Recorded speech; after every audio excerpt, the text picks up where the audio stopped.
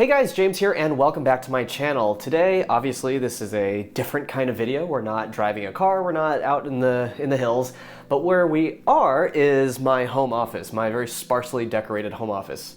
And by sparsely, I mean no decorations at all. Anyway, what are we doing here today? Well, we're at my computer and, I was thinking back to when I was shopping for my Camaro, and I got very confused by the different trim levels, by the different options available, because the Camaro has just this dizzying array of different trim levels and code names like 1LS, 1LT, LT1, 1SS, ZL1, 1LE, all these different crazy things going on. So I thought, you know what, I'll make a walkthrough, a guide video for anybody who's interested in the LT1 trim level. I'm gonna focus on the options that are not aesthetic, so basically any mechanical or technological or functional options, I'll explain those. And then at the end, I'll talk about some of the really cool standard options on the LT1 and a few of the differences between the LT1 and the SS.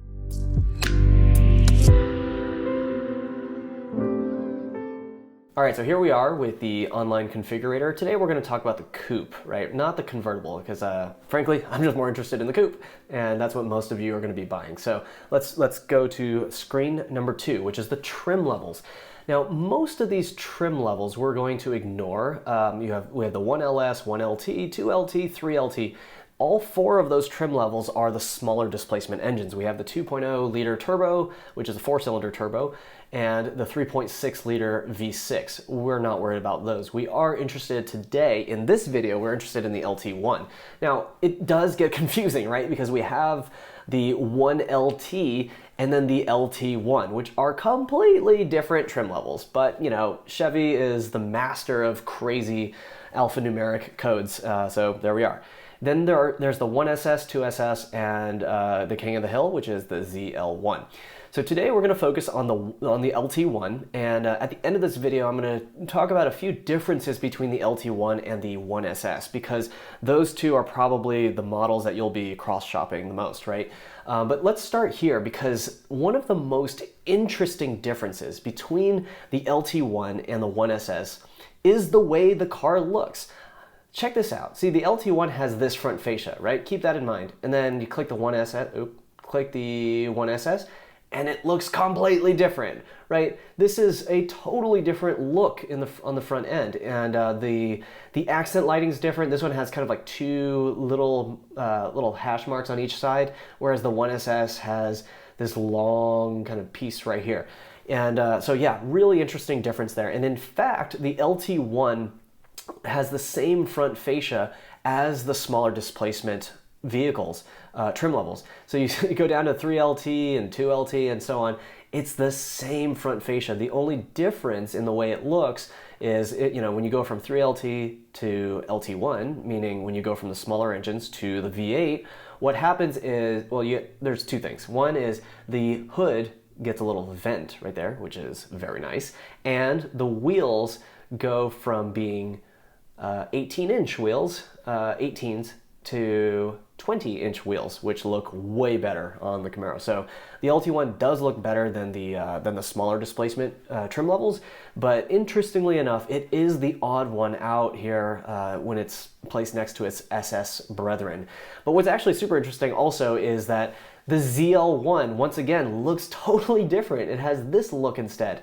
And basically, this all comes down to cooling, right? And we'll talk about this later in the video, but the 1SS and the 2SS have more cooling capacity than the LT1. The main reason for that is the LT1 has a different purpose from the SS models. The SS models are designed to be track focused cars. They're kind of like ready for the track, essentially. I mean, maybe you change like the brake pads and fluid or something, and then there you go, you're off to the track. So it's going to have a lot more cooling capacity because that's essential on the racetrack. The LT1, on the other hand, is meant to be a street car where you're never going to run the car hard enough for long enough to actually need that extra cooling capacity for the engine oil, for the transmission, for the differential. So it lacks a lot of that stuff, which means the front fascia can actually be the same front fascia as the vehicles with smaller engines. On the next screen, we have all these colors, and again, I'm not going to go into the aesthetic stuff too much. I have the Riverside Blue Metallic. It's my favorite color out of all of these options, and so I'm really glad that it's a no-cost color option.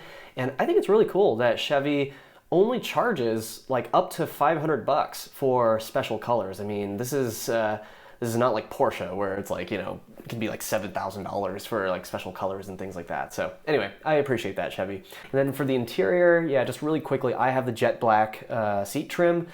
The ash gray looks really nice as well. I think it kind of brightens up the interior a little bit, so it's a little bit more airy. The black looks more sporty. Alrighty, on the next screen we have packages. Let's ignore the design packages here, 1, 2, and 3. So that's fine, I think that, yeah. And then let's move down to these packages. Ooh, we have more appearance packages, so let's ignore that one, and the Redline edition and the satin black front splitter and side rockers package. I mean, truly, the front splitter and side rockers, I would not expect them to actually produce real downforce, so you know, I don't think there's really any function to the front splitter and side rockers. They may reduce lift by like a tiny bit, but primarily it's an aesthetic thing. The RS will change up your headlights and taillights and give you a little spoiler. I do think that the LT1 looks a little bit bare without a spoiler. You can see here it kind of looks a little bit bald.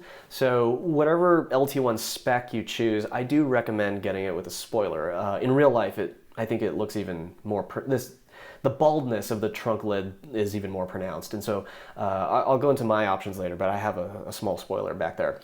Okay, this is more appearance stuff. Okay, finally we have a functional package, which is the tech package here. Let's take a look at this one. So this one, I don't know why it's stuttering. It's like the same thing getting repeated, but basically the standard infotainment system, it has a 7-inch screen.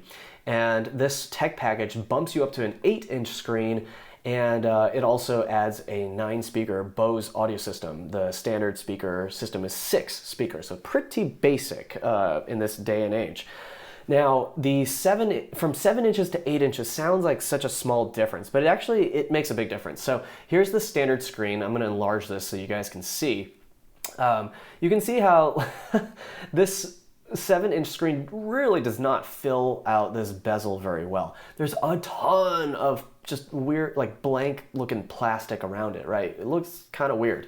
Now let's bump this up to the 8-inch screen and you guys can see the difference. It looks a lot better. So you can see that the bezel, it just works a lot better, right? And the bezel is also scalloped a little bit. So not only does the screen fill out the bezel better, but the bezel is actually more scalloped and shaped nicely. And then of course the 9-speaker Bose system, you get those little badges. That's kind of nice. It's 9 because, you know, you get a subwoofer in the back. It's 8 speakers plus a subwoofer. So I think the tech package is really worth it if you want that bigger screen. My car does not have this, but you know, it's not too bad because honestly, the Chevy infotainment system, as weird as this sounds, I love the Chevy infotainment system. Why? Because CarPlay works flawlessly on it. I mean, darn near flawlessly. It's the best Apple CarPlay infotainment system I have used to date. I've used a whole bunch of like BMWs, Audis, Mercedes, Lexus, all kinds of CarPlay systems. This one is the best. It's wireless, and it works the most like reliably.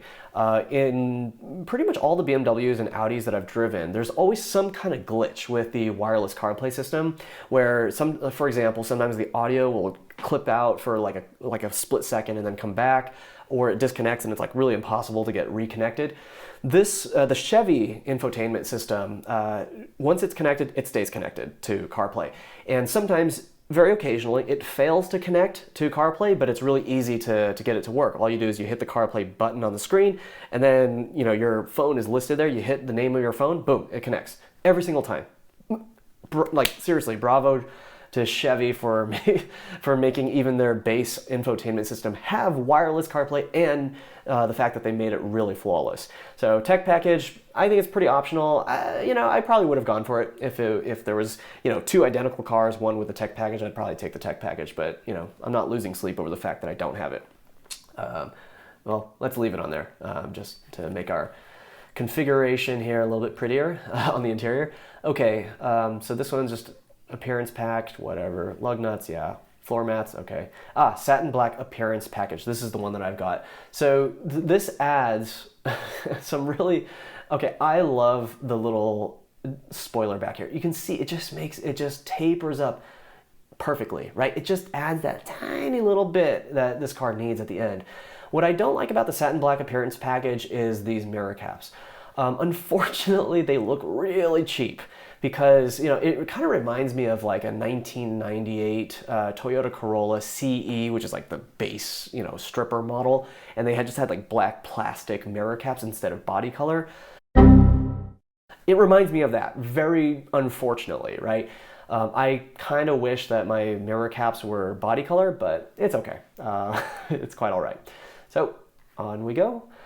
Okay, exterior. All right, so on this page with exterior options, this is page 5 out of 8 on the configurator, we start with a bunch of wheel options. Now this one right here is the one that I have, and it's basically, it's the base wheels, but just painted black, right? So you can see it's the same shape. It's kind of hard to see on the screen, I understand that, but yeah, they look so good. They look so good with the blue paint and the satin black package. Whew, what a combo. I feel like I got really lucky with that. So yeah, this is how my car looks. So let's go down some more. I mean, you can look at all these wheel options. There's so many. Mechanical options. Okay, paddle shift controls. The paddle shifters come standard if you get the automatic transmission. If you remove this, the automatic transmission goes away. Let's talk about the sway bar suspension upgrade system. This one actually requires the lowering suspension upgrade system on the LT1.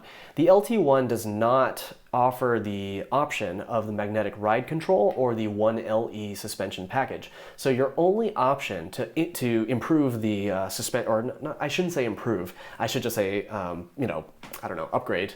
I guess that's the same thing. But your only options for the suspension are this very expensive $2,100 lowering suspension upgrade system, which lowers the car by 20 millimeters, up to 20 millimeters. That means the front probably lowers by 20, and then the rear maybe like 15 or something. And it, you know, and then on top of that, you can add the sway bar suspension upgrade system. So that just basically stiffens up the car and lowers it. I think lowering the car would look really good. I think the car, it doesn't look too high. It's not, you know, I don't think anybody would look at it and be like, oh my gosh, this looks like a, you know, a Miata. No, it sits pretty low in the wheel arches. I don't think this rendering on the configurator is quite accurate. I think that in real life, there's probably more of a gap, a wheel arch gap than this. This is probably already lowered. In the way that they've rendered it here.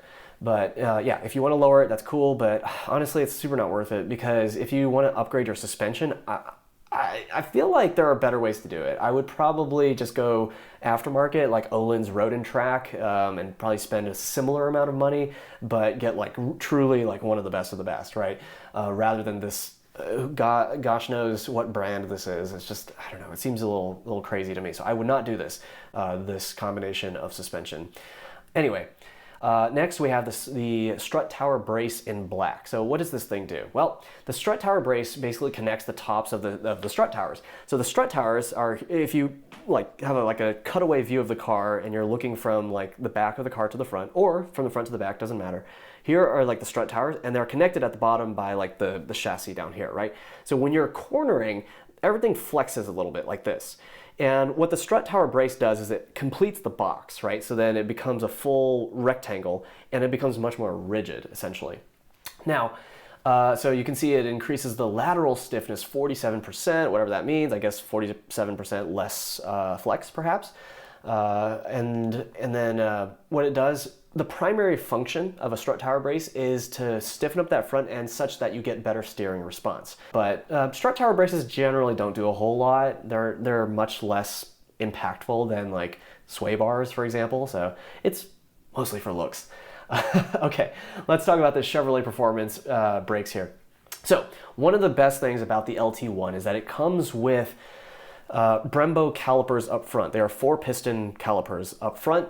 The rears are just some generic Chevy brakes. But here you can upgrade to Chevrolet Performance 6-piston fronts. You cannot, with the LT1, you cannot upgrade the rear. So you still have those Chevy unbranded brakes in the back. But oops, let's take a look at this Brembo one. So this is pretty cool. You get the 6 pistons up front, which is really awesome. You get this larger rotor up front, 14.6 inches instead of the 13.6 inch rotors up front.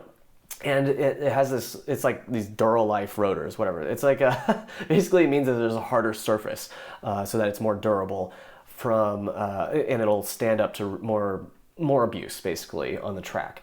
And what I see here is this, to me, looks like an upgraded brake line. It still appears to be rubber, a brake line, but it does appear, it's most likely an upgraded brake line that is probably stiffer than the standard one, which means that most likely you would get better bite or better pedal feel and response because you don't have these brake lines like expanding and contracting when you press the brake and get off the brake. And let's talk about this performance air intake. In my younger years, when I was in my mid-20s, I loved these like cone air intakes because like, oh, it's so cool, and maybe I'll get like 2 extra horsepower and whatnot. In general, with a naturally aspirated car, you don't really get increased power, at least not noticeably, with one of these intakes. Yes, it says that it decreases the restriction by 17%, but truly, that's really marketing, right? It doesn't actually help the power very much. What these intakes do is let out 100% more induction noise, right? So even though there's a little less restriction on in terms of air coming in, but the real difference is way less restriction of noise coming out, and that's really why you buy something like this. It's not really for the power. So anyway. That's kind of a fun option if you want more induction noise, and I know that the Camaro tends to, especially in loud mode, definitely favors exhaust noise, right? So if you want more of that induction noise, kind of balance it out, you could get the performance air intake. That works. Okay, dual mode exhaust. I love this option. My car has this. I've got these polished stainless steel tips. They look amazing. And there's this little rear diffuser design that's a little bit different. But yeah, what I love about the dual mode exhaust is it really, the 2 levels of sound are really well judged. The quiet mode is awesome. It's like this lovely kind of quieter V8 noise that's very burly, but it's sophisticated. Then when you put it in loud mode, it's really loud, and you can just echo off of freeway underpasses and tunnels and things like that. So I love the dual mode exhaust, and if you're into that, it's a great option to have, especially for $1,000. It's not too bad. So I would go for that one. All right, let's close these up to make this neater. Okay, exterior options, we're gonna skip these guys here. Front splitter, like I said, that's mostly for looks. I highly doubt it produces any downforce. Maybe it reduces lift. Okay, stripes, definitely adds a lot of horsepower. No, it doesn't. Power sunroof, if you really want a sunroof, that's cool. I personally don't use sunroofs. I have them sometimes. Our Mazda has it, but I literally never use it. So yeah, for me, it's better not to have it. Yeah, that's pretty much it for the exterior page. And on to the interior. Okay, here we go. All right. So here's the radio. So here's the 7-inch infotainment screen and the 8-inch. Now this one says included in package because earlier we selected the tech package, so that's why it's included. All right, interior options. Front bucket seats. These are the standard seats. They're like slightly scalloped, a little bit buckety, and the fabric is very standard, like Econobox cloth seats. They work pretty well. They're pretty grippy. But if you want your car to look a little bit nicer, you can upgrade to the Recaros. I am a big believer in if you're going on track or doing an autocross, you really need proper bucket seats that really hold you. Because if you're flopping around in the seat, there is no way that you can drive well. It's unpleasant, and you are a lot slower. So honestly, having a proper seat is one of the best performance mods you could possibly put on your car. I'll put it that way. Okay, Bose audio system included in the tech package, so that's taken care of as well. Okay, this is all aesthetic stuff. Okay, all-weather floor mats, that's self-explanatory. Illuminated sill plates, I'm kind of a sucker for that, but probably not enough to pay $400. Remote start, okay, this one comes with the automatic transmission. If you have the manual, it doesn't have remote start. In a moderate climate, a mild climate, you really don't need it. Remote start is most useful if you're like in a very cold climate, right? And you need the car to warm up a little bit before you get in. All right, let's go next here. Accessories. Okay, Tools. I don't understand why you would buy a toolkit from Chevy instead of just like Home Depot, but yeah, there you go. It's really weird to me why they have these things. I think my guess is that dealers will sometimes order these and kind of sneak it into the car and into the build. And it's just like, that's like a little bit more profit for Chevrolet and for the dealership. It's just, they kind of slide it in there, and then you're not going to like kill the deal over like $149, right? Or like $45 in the case of this safety kit. But anyway, performance. These are exhaust systems. I think the dual mode exhaust sounds really good. I probably would not go for these because these are just one mode, right? So I guess if you really like it, if you want it to be loud all the time, or if you want a different character, I take that back. The dual mode exhaust can be set to be loud all the time. So I guess if you want a different character or you want it to be even louder, then you get one of these. Interior, yeah, this is all just self-explanatory stuff. 7 different license plate frames, insane. Okay, electronics, I think it's hilarious that Chevrolet wants to sell you a Bluetooth waterproof speaker. It blows my mind. Bluetooth headphones, why? Why is this part of it? It reminds me of when you're like buying like a ThinkPad, right? Oh, do you want Norton antivirus and Office, this and that? It's like all this bloatware that gets like tossed in, right? Okay, this is where it's actually useful stuff. So the hitch carrier mount, this is kind of handy if you can get it installed just like from the dealer, because then you can, attach things like a bike carrier and whatnot, right? So I think that this is really, this can be you could rationalize this one, I think. All right, cool. So that's all the accessories where they try to squeeze like, $5 extra of profit from you. And that's pretty much it. That is the summary of all the options in the LT1 configurator. Now let's talk about how the LT1 compares to the SS. And we'll just talk about the 1SS because that's the closest match, right? So the LT1 and the SS get the same LT1 engine, differential, and transmission options. So that's really awesome. You also get that vented hood. At the beginning of the video, I showed you how the different fascias looked, and then I also showed you that once you go from the 3LT to the LT1, meaning the smaller engines to the LT1, you get that vented hood on the LT1. You also get front Brembo brakes, 4-caliper. That's common between the LT1 and the SS. And you get the performance suspension, which I mentioned, and an engine oil cooler. All right, so that's what the LT1 and the 1SS share. So if you upgrade to an SS, what do you get? Well, first of all, one of the more obvious changes is that your tires become a staggered setup. So instead of 245s all around, you get 245s up front and 275s in the rear for greater grip back there. And then the cooling capacity of the SS is way better than for the LT1 because again, the SS is designed for track use, so it needs to be able to, deal with sustained heat output from the engine and the drivetrain, right? So you get an extra capacity cooling system with an auxiliary engine coolant cooler. You get a transmission cooler on manual transmission cars, which the LT1 does not get. I've read that the automatic transmission gets the cooler in both versions. I have not been able to confirm that on a Chevy, website, but that's what I've read. You also, on the SS, you also get a differential cooler. That's really important. Remember, a limited slip differential is standard on all of these V8 Camaros. But in the case of when you want to use it on track, that's when, every 10 seconds, when you're using that differential again to shift torque around because, every 10 seconds or so, you're coming out of another corner and trying to accelerate out of that corner and maintain maximum grip, right?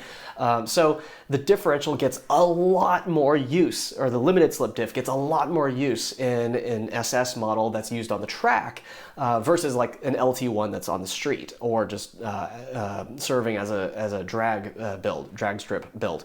So the differential also gets a cooler on the SS. Also, the SS will add Brembo rear calipers, also 4-piston in the rear. So kind of nice there. And also you get a track driving mode. So in the LT1, you get 3 driving modes: Sport, Tour, and Snow/Ice. In the SS, you add track to that, so it's an extra aggressive driving mode. Also, you get bumped up to that 8-inch infotainment system. The Bose is not standard on the 1SS, but if you go to the 2SS, it becomes standard on that option, on that car. So going from LT1 to the 1SS, you go from that 7-inch screen to the 8-inch screen. So that's really nice. And then probably the most important, in my opinion, the most important upgrade, quote unquote, in the SS is the fact that you can get the 1LE track package. So let's talk about that real quick. Here we go, SS 1LE track performance package. This is the good stuff, ladies and gentlemen. So satin black hood wrap, I kind of wish it didn't come with that, but it's okay. Front splitter, rear, so okay, it's got all these like aesthetic things, right? And then you get these special wheels that are super wide. Up front, you get 285s, and in the rears, 305, and they are Goodyear Eagle F1 supercar tires. So very sticky tires, and they're very wide tires. So that's going to be a big difference from the 245s all seasons that the LT1 has. And then you get these 1LE brakes as well, which are 6-piston Brembos up front and 4-piston rears. You also get performance-tuned suspension. That's really important with magnetic ride control. So this is the good stuff, guys. I mean, $7,000 is a lot of money, so you do get some good stuff. You get the dual mode exhaust as part of that, and an electronic limited slip differential. So, as opposed to just the mechanical sort of passive LSD, here now you have an eLSD that can control, how much lockup it provides. So that's pretty cool. And then you get the Recaros in there. You get the suede steering wheel if you like that kind of thing. And if you have the 1SS, then the 1LE pack adds the heads-up display, which is kind of nice. And then if you buy your SS 1LE with an automatic transmission, then you get a more aggressive rear axle ratio.